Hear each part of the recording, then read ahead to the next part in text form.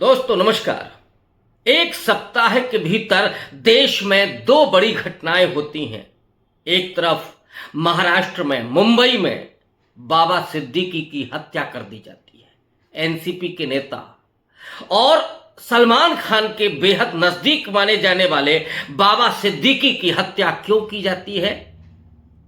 Lawrence Bishnoi जिसने उनकी हत्या की जिम्मेदारी ली, वो गैंग कहता है क्योंकि वो सलमान खान के दोस्त थे। तो दूसरी तरफ उत्तर प्रदेश के बहराइच में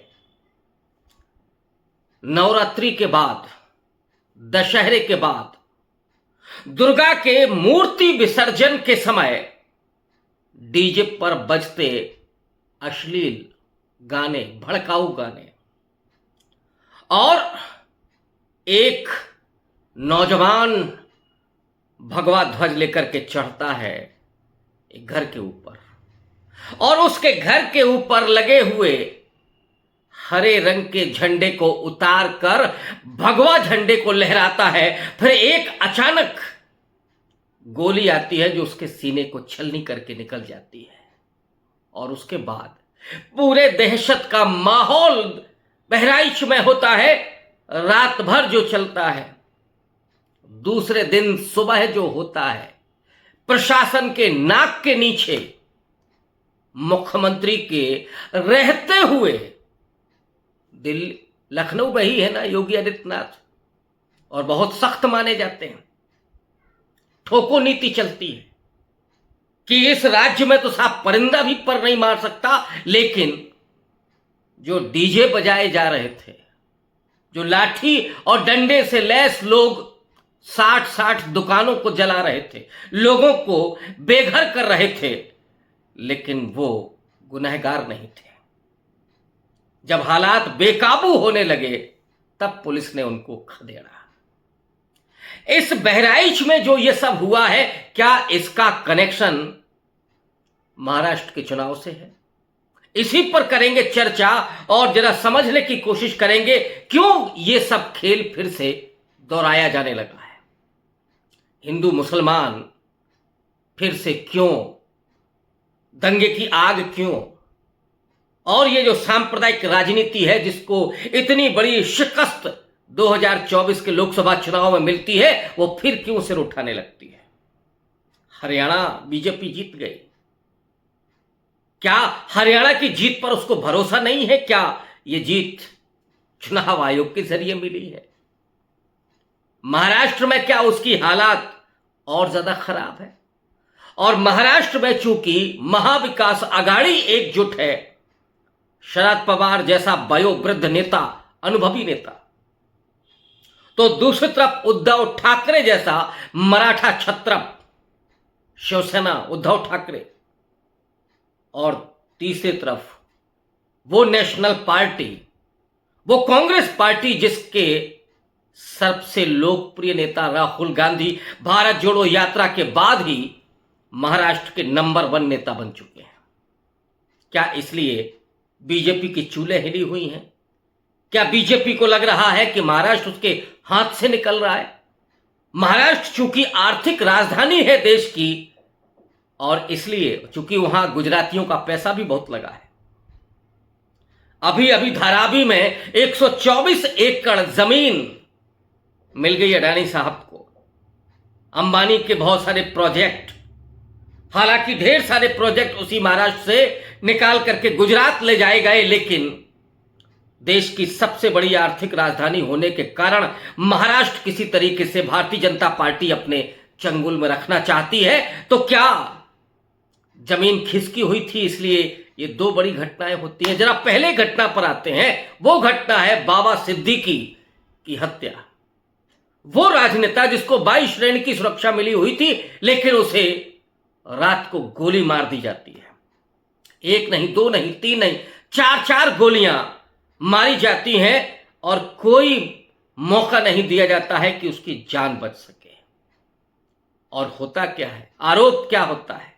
जिम्मेदारी लेते समय लॉरेंस बिश्नोई गैंग, जिसके बारे में वॉशिंगटन पोस्ट क्या लिख रहा है, कनाडा के प्रधानमंत्री ट्रूडो क्या कह रहे हैं, सीधा वॉशिंगटन पोस्ट ने आरोप लगाया है कि लॉरेंस बिश्नोई गैंग के साथ अमित शाह के रिश्ते हैं। ये दिल्ली के इशारे पर खेल चल रहा है। कनाडा के प्रधानमंत्री ने भी लगभग यही बात कही है कि दिल्ली के साथ इस गैंग के रिश्ते हैं और ये खेल कनाडा तक चल रहा है। क्या ये बेहद संगीन आरोप नहीं है? और अगर ऐसा है तो फिर इस देश को क्या आग में नहीं झोंका जा रहा है? इस देश को क्या फिर से किसी कंपनी, वो एक दाऊद कंपनी थी, तो क्या आप लॉरेंस कंपनी या बिश्नोई कंपनी के हवाले किया जा रहा है? क्या अब राजनीति में उसी तरह का धनबल तो अभी तक प्रयोग होता था, बाहुबल भी प्रयोग होता था स्थानीय स्तर पर, लेकिन क्या अब किसी इंटरनेशनल गैंग का पूरा सहयोग लिया जाएगा अगर यह आरोप सही है तो? और लॉरेंस बिश्नोई आजकल आरएसएस का हिंदुस्तान का पोस्टर बॉय बना हुआ है। वो नौजवान जो वकालत पढ़ के आया, आश्चर्य इस बात का है, जो भगत सिंह के नारे लगाता है, लेकिन जय श्री राम का नारा लगाने वाला लॉरेंस बिश्नोई आरएसएस के लिए, हिंदुत्ववादियों के लिए बेहद करीबी है, बेहद स्मरणीय। कल को यह ना हो कि आरएसएस की शाखाओं में उसे प्रातः स्मरणीय बना दिया जाए। और यह भी इस देश की सियासत में हो सकता है कि कल को लॉरेंस बिश्नोई नाम का ये साबरमती जेल में बंद गैंगस्टर, हत्यारा किसी सूबे का मुख्यमंत्री बन जाए, तो फिर आपको आश्चर्य नहीं करना चाहिएगा। लेकिन दूसरी तरफ जरा आइए बहराइच की तरफ। बहराइच में जो हुआ, बहराइच में वो उस धार्मिक जुलूस में जो डीजे बज रहे थे, उसमें जो मां की गालियां थीं, क्या आप सोच सकते हैं कि जो दुर्गा मां पर आस्था रखते हैं, या जो वो अगर वो धार्मिक जुलूस था तो फिर उसमें गालियां क्यों थीं? उसमें सांप्रदायिक माहौल बिगाड़ने वाले वो उत्तेजक नारे क्यों थे?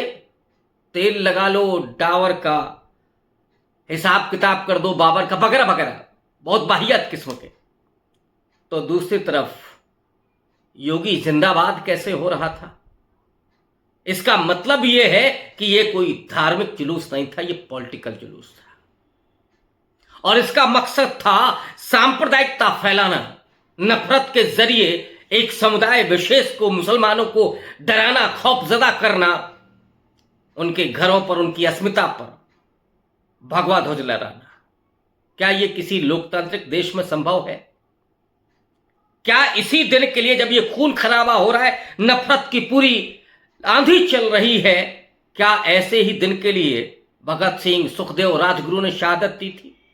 क्या इसी दिन के लिए गांधी और नेहरू, अंबेडकर, इन सब ने लंबा स्वाधीनता आंदोलन किया था? क्या इसी दिन के लिए वो संविधान सभा में बैठे हुए बुद्धिजीवी लोगों ने लंबे समय तक इस देश को संभालने के लिए बहस की थी, चर्चा की थी? और अंबेडकर ने तो हाई ब्लड प्रेशर और मधुमेह की बीमारी में भी संविधान सभा में प्रारूप समिति के बतौर अध्यक्ष जो काम संभाला था, क्या इसी दिन के लिए किया था? देश को तोड़ने की जो साजिशें हो रही हैं, वो दरअसल डीएनए है, और इसे मैं मानता हूं कि ये गॉडसे का एक्सटेंशन है। ये वो विचारधारा है जिसने राष्ट्रपिता गांधी की हत्या की, और ये विचारधारा अचानक नहीं आई थी। ये विचारधारा उसी विचार में शामिल थी जिसमें वैद की हिंसा हिंसा न भवति कहा जाता था। सदियों से दलितों को अछूत बना करके रखा जाना, महिलाओं को दहलीज के भीतर रखा जाना, मनुस्मृति जैसा विधान किया जाना, शूद्रों के साथ दुर्व्यवहार किया जाना, हाशिए पर उनको छोड़ दिया जाना, ये उसी व्यवस्था का अंग था। जहां केरल में महिलाओं पर स्तन टैक्स था, दलित महिलाओं पर, जहां पेशवाई उस शासन में अछूतों की छाया से को भी अपवित्र माना जाता था। ये उसी विचारधारा का हिस्सा है जिसने शिवाजी महाराज का राज्याभिषेक नहीं होने दिया, और जिस विचारधारा ने बकौल राहुल गांधी माननीय राष्ट्रपति को राम मंदिर के उद्घाटन में और नई संसद के उद्घाटन में नहीं जाने दिया, नहीं बुलाया। ये वही विचारधारा है, और वो विचारधारा आज स्थायी रूप से इस देश में जिस हिंदुत्व को स्थापित करना चाहती है, हालांकि वो मुट्ठी भर लोग हैं, लेकिन वो जिस तरीके से सत्ता के संरक्षण में जिनकी अपनी सत्ता स्थापित है, उसमें पूरे निडर होकर के, हालांकि बेहद कायर लोग हैं, ये कभी सामने नहीं आते। और मैं ये मानता हूं कि जिस गोपाल मिश्रा की हत्या हुई, वो जिसने भगवा ध्वज लहराया या जो भीड़ डंडों को लेकर के आई थी, सिर्फ ये गुनहगार नहीं है। असली गुनहगार तो वो है जो इस भीड़ के पीछे छिपे हुए हैं, जिन्होंने उन लोगों के हाथों में लाठी और डंडे थमाए हैं, जिन्होंने उस गोपाल मिश्रा को उत्तेजित किया, उकसाया उस घर पर भगवा ध्वज फहराने के लिए। ये गरीबों का, ये लोअर मिडिल क्लास का मानसिक रूप से जो शोषण हो रहा है, उनके भीतर नफरत और हिंसा को पोषित किया जा रहा है, ताकि वो आज ये सवाल ना पूछें कि टमाटर 120 रुपए केजी क्यों है, वो ये ना पूछें कि लहसुन का रेट 400 रुपए पर केजी क्यों है और प्याज 80 रुपए में क्यों बिक रहा है, ये सवाल ना पूछें। और उससे भी बड़ा सवाल कि उनके पास रोजगार क्यों नहीं है, उनके बच्चों को शिक्षा क्यों नहीं मिल रही है, और वे अपने हॉस्पिटल में इलाज क्यों नहीं करा पा रहे, ये सवाल ना पूछें। इसलिए उनके हाथ में डंडे और जवान पर गालियां भर दी जाए, उनके दिमाग में नफरत और हिंसा और बर्बरता भर दी जाए। और इसलिए मैं कह रहा हूं कि ये गुनहगार कम है, इससे ज्यादा गुनहगार वो लोग हैं जो इनके पीछे खड़े हुए हैं। और सवाल ये उन लोगों को पूछना चाहिए जो लाठी और डंडा लेकर के गए थे, जो उस डीजे पर डांस करते हैं, जिनमें अश्लीलता होती है, गालियां होती हैं, कि अमित शाह का बेटा वो धर्म को बचाने के लिए क्यों नहीं आता। उनको यह सवाल पूछना चाहिए कि शिवराज सिंह चौहान का बेटा विदेश से एलएलएम की पढ़ाई क्यों कर रहा है, वो क्यों नहीं दंगों में शामिल होता है। सुधांशु त्रिवेदी से लेकर के तमाम नेता के बच्चे, जो कोई एमबीबीएस की तैयारी कर रहा है, कोई आईआईटी की तैयारी कर रहा है, कोई आईएएस बनने का सपना देख रहा है, तो कोई विदेश में बैठ करके बिजनेस संभाल रहा है, उनके हाथों में ये डंडे और लाठी क्यों नहीं होती। वो उस डीजे पर जाकर के ये डांस क्यों नहीं करते, वो घरों पर जाकर के हिंदुत्व के झंडे क्यों नहीं लहराते हैं, क्योंकि वो जानते हैं कि सच्चाई क्या है। वो दरअसल इन गरीबों के दिमाग में इस तरह की नफरत और बर्बरता भर के वो सत्ता में रहना चाहते हैं, लोगों को विभाजित करके, लोगों को अपराधी बना करके, लोगों को गुमराह करके, बेरोजगार बना करके, उनको कुंठित करके वो केवल सत्ता की रोटियां सेकना चाहते हैं। और इसीलिए इस बहराइच का कनेक्शन उस महाराष्ट्र से भी है जहां अभी चुनाव होने जा रहे हैं। दरअसल महाराष्ट्र में जो मुस्लिम आबादी है वो सेंसिटिव भी रहा है। वो महाराष्ट्र विदर्भ का इलाका है, मुंबई का इलाका है, जहां पर एक दंगों का अपना अतीत भी है। किसी तरीके से विभाजन हो, सलमान खान के खिलाफ नफरत पैदा करके, बाबा सिद्दीकी के खिलाफ नफरत पैदा करके, बहराइच के मुसलमानों के खिलाफ नफरत पैदा करके, हिंदुओं के भीतर वो जाति की जो चेतना है, सामाजिक न्याय की जो चेतना है, उसको किसी तरीके से कमजोर करना और चुनाव आयोग के जरिए खेल करवाना। अगर इससे न बने तो फिर चुनाव आयोग तो बैठा ही है, एक पार्टी की तरह काम कर रहा है।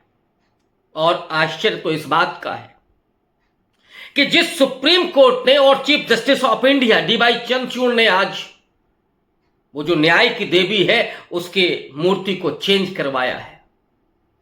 पहले उस मूर्ति की आंखों पर पट्टी थी और एक हाथ में तराजू, दूसरे हाथ में तलवार थी। आज जिस मूर्ति का अनावरण डीवाई चंद्रचूड़ ने किया उसके आंखों पर पट्टी नहीं है, उसके तलवार की जगह भारत का संविधान है। लेकिन मेरा सवाल यह है जज साहिबान कि अगर उस मूर्ति की आंखों से पट्टी हटी है तो जजों की आंखों पर बंधी हुई पट्टी कब हटेगी? वो कब देख पाएंगे कि बहराइच में क्या हो रहा है? वहां तलवार की जगह संविधान आया है। ये जज महोदय कब उस संविधान की रक्षा करने के लिए खड़े होंगे कि बाबा सिद्दीकी की हत्या क्यों होती है और एक अपराधी, एक गैंगस्टर, एक कुख्यात अपराधी साबरमती जेल में बैठ करके कैसे ये सब कर रहा है और क्यों उसकी कस्टडी महाराष्ट्र पुलिस को नहीं मिल रही है? अगर ये जज साहिबान नहीं करते हैं और स्वतः संज्ञान लेकर के इस तरह के दंगों को रोकने की कोशिश नहीं करते हैं तो माफ कीजिएगा न्यायाधीश महोदय, फिर ये आपकी मूर्ति का अनावरण सिर्फ और सिर्फ प्रतीक बन करके रह जाएगा। आपका मूल्यांकन और आपका उल्लेख जब इतिहास में दर्ज होगा तो यह काली पट्टी भी चल रही होगी कि उस वक्त जब बहराइच में यह हो रहा था, जब मणिपुर में यह हो रहा था, जब मुंबई एक नए दौर में जा रहा था, उस वक्त जज साहिबान की आंखों पर पट्टी थी, मुंह पर ताले थे और सत्ता जो चाह रही थी वो कर रही थी। यह है महाराष्ट्र के चुनाव के पहले की पृष्ठभूमि। लेकिन क्या इस पर लगाम लगेगी? हालांकि इस पर यकीन नहीं है, लेकिन सुप्रीम कोर्ट से उम्मीद, इल्तिजा, निवेदन यही है कि वो अपने आंखों की पट्टी खोल करके इस पर विचार करेंगे और देश को गर्त में जाने से बचाने के लिए ठोस कदम उठाएंगे। शुक्रिया, धन्यवाद।